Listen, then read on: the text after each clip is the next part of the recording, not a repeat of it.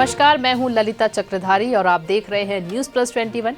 चलिए डालते हैं एक नजर सुबह की ताजा खबरों पर। जेवर एयरपोर्ट का पीएम मोदी आज करेंगे शिलान्यास। प्रदेश के औद्योगिक और पर्यटन विकास को मिलेगी नई उड़ान। मेघालय में कांग्रेस को बड़ा झटका। पूर्व मुख्यमंत्री मुकुल संगमा समेत पार्टी के 17 में से 12 विधायक आज टीएमसी में होंगे शामिल। परमबीर पर अब तक का सबसे बड़ा आरोप। रिटायर्ड एसीपी पठान ने कहा, मुंबई हमले के कसूरवार कसाब का फोन परमबीर ने छिपाया।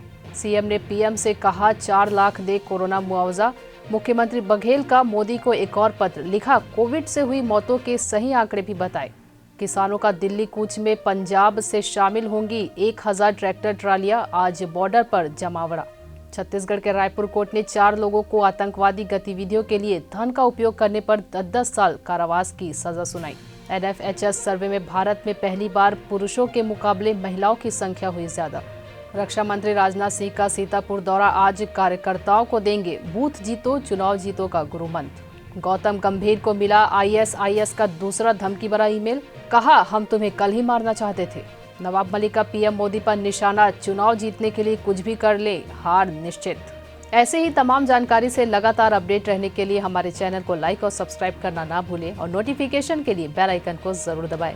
देखते रहिए न्यूज प्लस 21, आपके हक की बात।